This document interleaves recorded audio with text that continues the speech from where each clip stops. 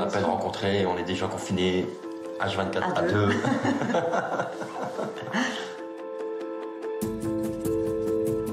Après un mois de confinement, les Français sont à mi-chemin. Le confinement le plus strict doit encore se poursuivre jusqu'au lundi 11 mai. Patienter encore, loin des siens. Oui, on se téléphone. D'accord. Pour rester en bonne santé, si on veut, il faut le faire. Il faut faire ce sacrifice.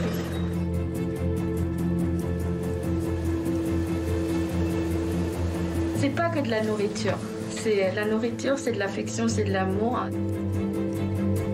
Le confinement rallongé, c'est tout un pan de l'économie qui vacille.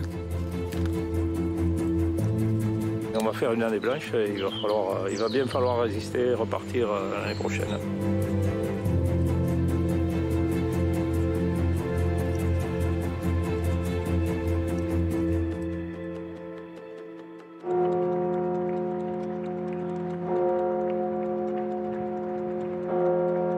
Mercredi soir, 20h, le bourdon de Notre-Dame résonne particulièrement fort dans les rues désertées de la capitale.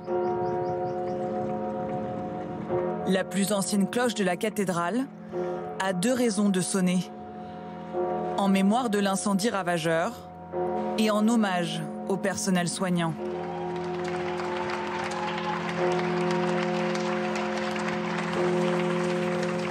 En concert avec les applaudissements des Parisiens, c'est la première fois qu'elle retentit depuis le drame.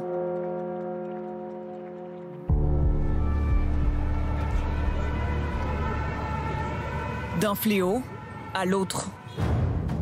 Il y a tout juste un an, lorsque la fumée s'échappe de la charpente de Notre-Dame, il est presque déjà trop tard. Le cœur de Paris brûle. La cathédrale est en proie aux flammes. Le quartier, noir de monde. Des milliers de badauds assistent terrifiés au sinistre en direct.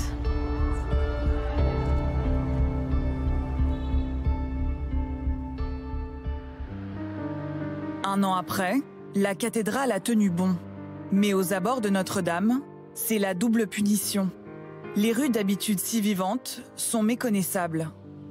Privées de touristes, tous les commerces ont baissé le rideau, excepté cette boutique qui fait office de tabac. Il y a un an, on était comme ça, avec tous les autres commerçants fermés, mais vraiment complètement fermés. Et on était là avec l'association des commerçants. Et puis là, un an après, on est encore rebelote avec un quartier vide. Et voilà, c'est triste. C'est terrible, on a l'impression que c'est une maladie moyenâgeuse qui s'abat sur le monde, enfin sur notre petit monde à nous, qui était en effet fait de restaurants, de cafés, de touristes, de pas touristes, qui était plein, quoi. Là, c'est vide. C'est toujours très émouvant de voir dans quel état elle est, malgré tout. Parce que quand on voit comme ça la façade, on a l'impression qu'il ne s'est rien passé, quoi.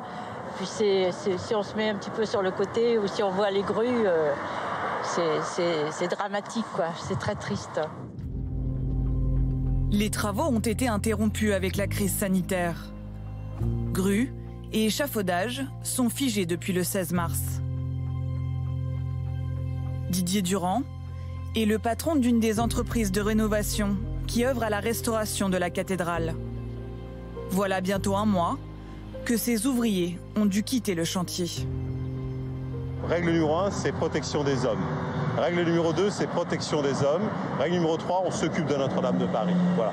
Je crois que ça, c'est quelque chose d'important. Et si on a voulu montrer l'exemple avec le confinement, aujourd'hui, moi-même, aujourd'hui, je suis venu, vous voyez, avec une protection. Tous nos salariés seront équipés à l'intérieur de la cathédrale et juste pour venir même, parce que c'est un problème de transport, on vient et on protège nos œuvres. Et ça, c'est la chose la plus importante. Au total, le chantier restera fermé pendant près de 2 mois et devrait reprendre avec la fin du confinement. On est entre 100 et 150 sur le terrain, on se connaît tous par nos petits prénoms. Le métier dans la restauration de monuments historiques, c'est un métier de contact. Et puis là, d'un seul coup, on se retrouve chez soi, devant un Skype, là exceptionnellement, vous voyez, je reviens. J'ai grand plaisir de la voir, de presque de la toucher, mais il y a une grosse frustration. Une frustration qui n'empêchera pas l'objectif d'une fin des travaux prévue pour 2024. C'est du moins ce qu'a réaffirmé le président de la République mercredi.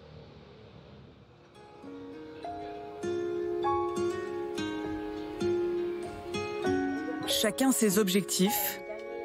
Pour Estelle, dans l'ouest parisien, ce sera le bac de français.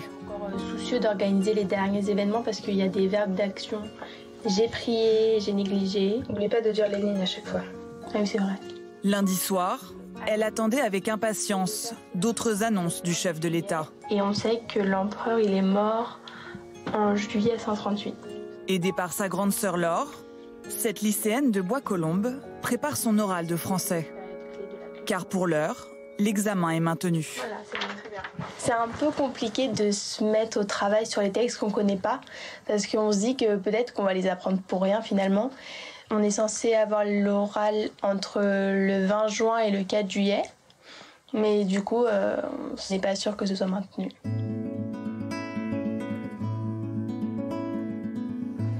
Honnêtement, j'aimerais bien qu'il annule l'oral de bac, parce que ça serait du travail en moins. L'annulation des épreuves, leur frère le vivrait beaucoup moins bien.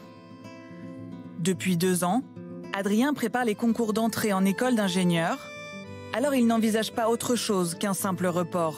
De toute façon, le concours aura lieu, parce qu'il aura lieu. Après, on ne sait pas forcément exactement quand, mais c'est sûr qu'il aura lieu. Donc non, en aucun cas, ça serait une année pour rien.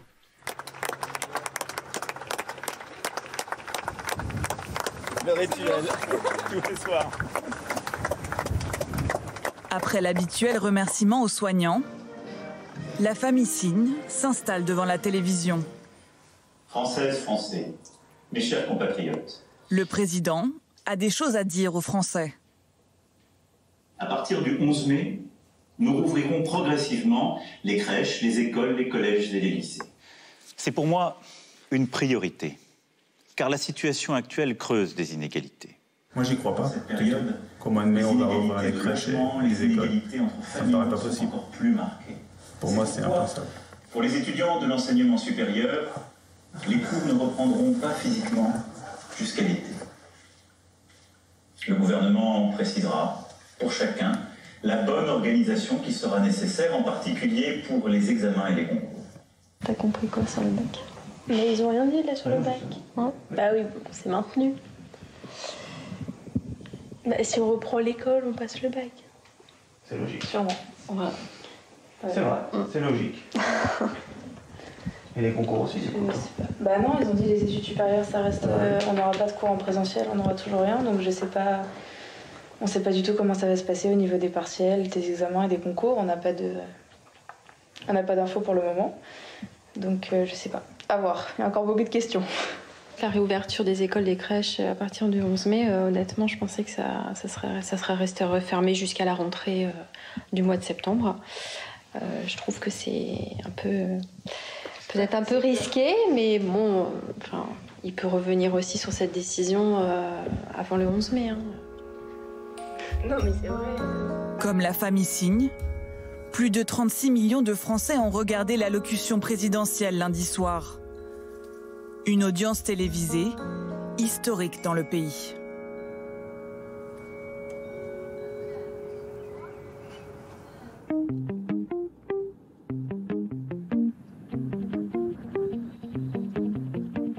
Le lendemain matin, au nord de Valenciennes, le discours d'Emmanuel Macron l'a confirmé. Le dispositif spécial de cette boulangerie est parti pour durer.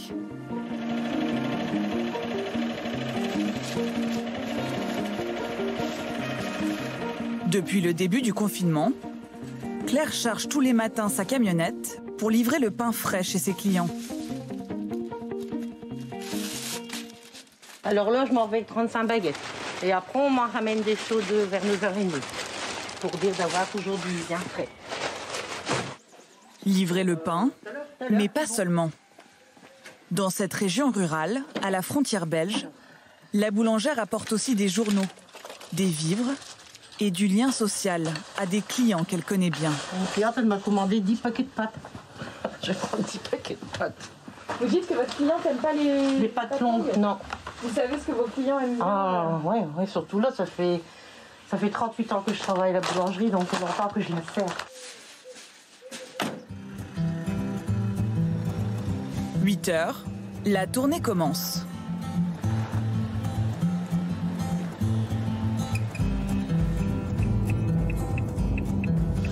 Voilà, monsieur. Alors, comme d'habitude, Un colis devant la porte pour ceux qui n'osent pas sortir. Les baguettes dans la boîte aux lettres pour les autres. Quand elle peut rencontrer ses clients, Claire amène avec elle les nouvelles du pays. Voilà ma petite mamie. Merci beaucoup. Et voilà votre pain. Et mardi matin, la discussion tourne évidemment autour du discours d'Emmanuel Macron.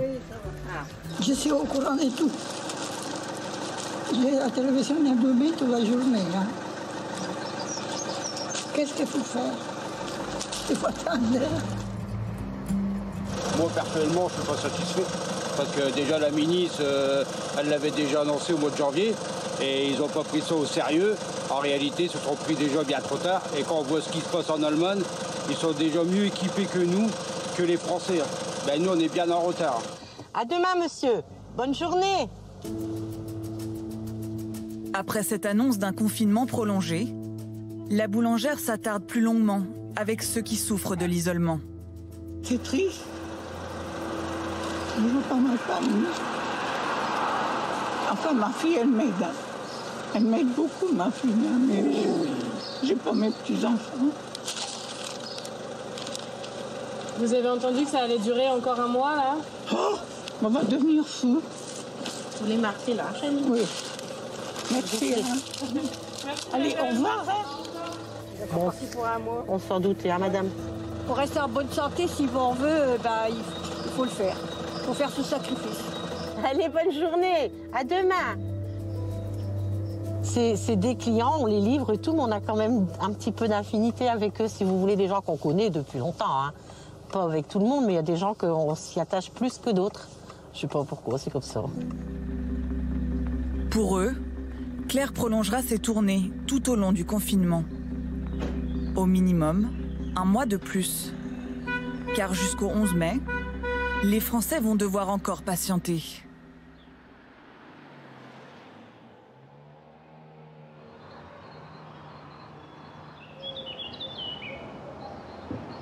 Plus au nord, près de Tourcoing, Luc et Gisèle vivent une étrange lune de miel. Une fois par jour, ils s'autorisent une sortie devant leur appartement. L'air, ouais. Ça détend. Et le chant des oiseaux, ça change. Ils reviennent. Calme.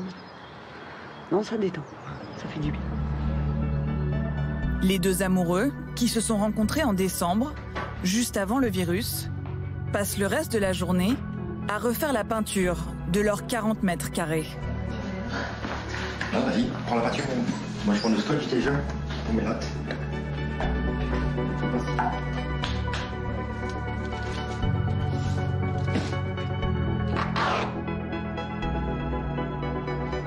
Une histoire d'amour barricadée, pinceau à la main, en pleine pandémie.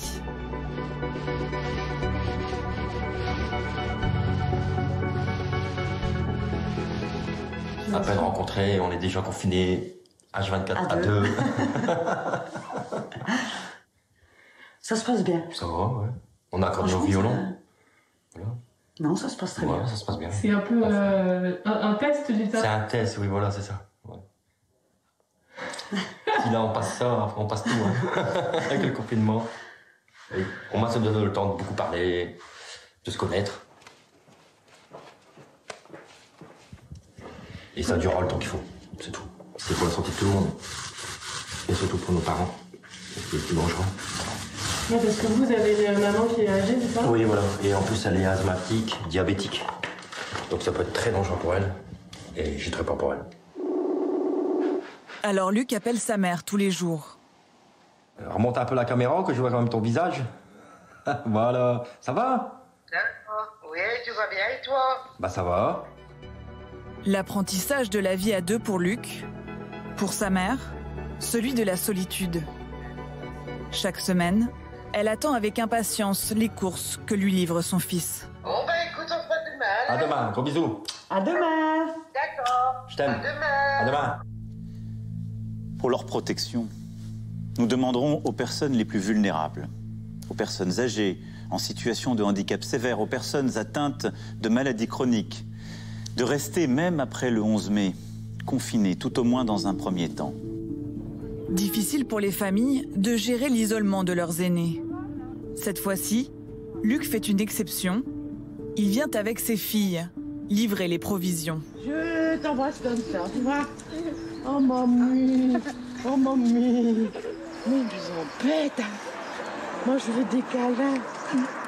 Je veux la bisou. Des bisous à distance pour Alberte, qui ne voulait pas fêter Pâques seule à la maison. Comme beaucoup de Français confinés, elle apprend à gérer le temps devenu très long et la peur de contracter le virus. Je me dis, parce que les enfants sont pas là, je suis une grande diabétique. Si je dois aller à l'hôpital, ils vont pas. De toute façon, j'ai 78 ans. Ils vont pas me soigner. Ils vont pas me soigner. Alors, si je dois partir, ben je pars. C'est tout. C'est tout. Je laisse la place à un jeune. C'est pas grave. J'ai vécu. J'ai vécu. J'ai eu mes enfants, j'ai eu mes petits-enfants. J'ai eu une vie quoi, je suis tout seul. Bon, je ne dois pas me plaindre. Il y a des gens qui sont en EHPAD. Oui, mais ils sont entourés. Entourés mal, peut-être, mais ils sont entourés quand même. C'est bizarre comme ce que je pense. Elle est plus devant que derrière. Donc si je dois souffrir comme ça encore très longtemps, ben, je ne sais pas combien de temps il va encore durer. Quand vous dites souffrir comme ça pendant longtemps, vous voulez dire rester enfermé ici? Ouais. Allez, on y va. Voilà, il nous donne le soleil.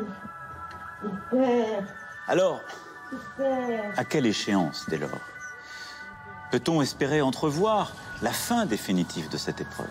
Quand pourrons-nous renouer avec la vie d'avant? Je sais vos questionnements, je les partage. Ils sont légitimes. J'aimerais tellement pouvoir tout vous dire et vous répondre sur chacune de ces questions, mais en toute franchise, en toute humilité, nous n'avons pas de réponse définitive à cela.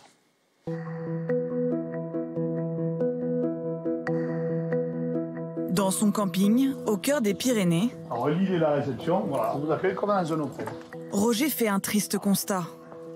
Là, vous pouvez regarder, toutes les clés sont là. Hein. Tout est prêt à partir, mais toutes les clés sont là. Regardez. Les vacances de Pâques lancent traditionnellement la saison touristique. Tout est là, il n'y a plus qu'à. Voilà. En espérant qu'elle disparaisse d'ici un mois et demi, 2 mois, qu'elle soit plus là, qu'elle soit plus sur la pointe. Voilà. Aujourd'hui, ça devrait être vide le week-end de Pâques. Mais en raison du confinement, le camping est fermé. Et le patron ne sait pas encore s'il pourra rouvrir ses portes. C'est l'inconnu. Est-ce qu'on ouvrira? Est-ce qu'on n'ouvrira pas? Moi, aujourd'hui, je ne vais pas faire de projet sur la comète. Aujourd'hui, je veux pas être fataliste, mais moi, je pars sur la base où on n'ouvrirait pas. Si nous, on met tout en route et que demain, il faut tout fermer parce que ça ne va plus, je vais dire quoi? Mais on s'est trompé, vous repartez chez vous. On a quand même 90 emplois, nous, la saison ici, hein, c'est pareil. 90 salariés et 2300 clients au pic de la saison. D'ailleurs, pour cet été, 80% des hébergements sont déjà réservés. Mais Roger ignore dans quelles conditions il pourra accueillir les vacanciers. Vous voulez dire au gamin là qui va arriver, vous venez avec votre fils là, il a 10 ans, 12 ans, et non ça tu le regardes, mais tu ne montes pas dedans. Il ne faut pas y aller là. Ça va être compliqué quand même. Hein. Il y aura la chaîne en bas, il y aura tout, mais il faudra le gendarme en plus, parce que si je tourne le dos, il va monter en haut pour descendre. Même sans eau, il va l'amener dans un petit seau pour voir. Mais on le sait comment ça sera. Ça sera très compliqué. Au pied des cols mythiques du Tour de France, l'avenir s'est obscurci. Les lieux rassemblant du public, restaurants, cafés et hôtels, cinémas, théâtres, salles de spectacle et musées, resteront en revanche fermés à ce stade. Les grands festivals et événements avec un public nombreux ne pourront se tenir au moins jusqu'à mi-juillet prochain. On n'est pas sorti de l'auberge, c'est pas fini. Hein. Moi, je pense qu'on n'ouvre pas de la saison.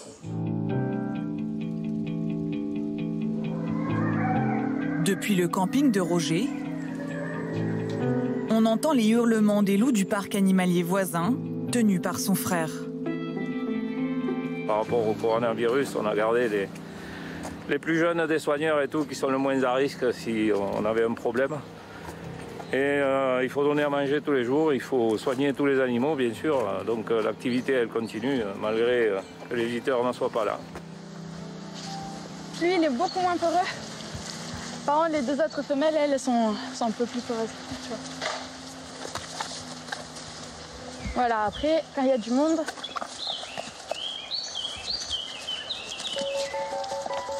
Yaya, Waka! D'habitude, en période estivale, les loups et les 600 autres pensionnaires accueillent ici chaque jour plus d'1 millier de visiteurs.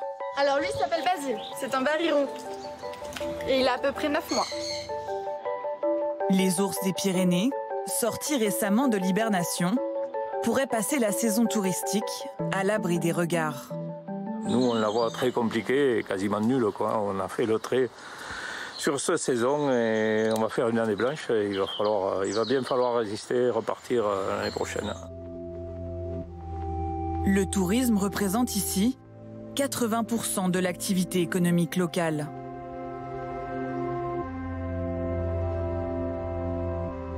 Avec plus de 30 millions de touristes par an, la capitale s'inquiète aussi pour son avenir. En première ligne, les bistrots parisiens. Alors, pour survivre, certains passent au système D. Elles sont où les pipettes? Il y a plus de pipettes. Depuis dimanche, la cuisine de Jérôme reprend vie. Alors moi, depuis hier soir, j'ai du cochon d'Auvergne, du super cochon d'Auvergne, et ça donne ça, tu vas voir. Donc en fait, ça lui donne une texture hyper fondante. Comme on doit y rentrer dedans. C'est du riz là. Après avoir passé un mois à angoisser dans son appartement parisien, ce chef cuisinier a décidé de rouvrir ses fourneaux. Il fait alors appel à ses amis restaurateurs pour créer ensemble un restaurant virtuel de vente à emporter et de livraison. Voilà, nous, ce qu'on défend, c'est la bonne bouffe avec des produits frais, etc. Et voilà, parce que on a envie que les gens mangent bien, quoi, non? Je sais pas, moi, c'est plus que... Premièrement, ouais, c'est ça. Ça nous emmerde de les voir faire la queue à Monoprix, ressortir avec des pizzas congelées dégueulasses, tu vois, c'est... Jérôme? Jérôme? J'ai un mi-cuit, un wok et un pain, s'il te plaît. Ça roule? Alors, un mi-cuit. Un wok. Et là, par exemple, le poulet et sa marinade sont là-dedans. Il suffit juste de le faire poêler pendant 2 minutes. Rajouter les petits légumes 3 minutes. Mettre dans l'assiette et se régaler. Chaque plat coûte une quinzaine d'euros. Et ce sont les chefs en personne qui assurent la livraison à domicile, principalement pour les habitués du restaurant. Bonjour, comment ça va? Tu vas bien? C'est le chef en personne qui vient vous livrer. Merci beaucoup. C'est pas que de la nourriture. La nourriture, c'est de l'affection, c'est de l'amour. C'est Jérôme qui aime son quartier, qui aime ses clients. Voilà, et on le rend bien, on lui rend bien. Merci. Ciao. Au revoir.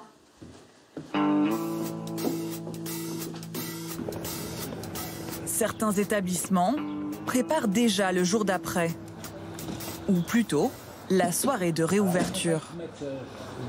Même police de caractère. Même grandeur. Avec même taille et puis avec la bordure pour que ça crée un relief. Jaune, donc on fait des lettres jaunes avec un certi noir. Jaune. D'accord. Jaune. Mario entend profiter du confinement pour refaire une beauté à la devanture de son bar. Alors, Le banana café, ça fait un moment que j'étais pas... Le Banana Café, l'un des clubs emblématiques de la nuit gay parisienne.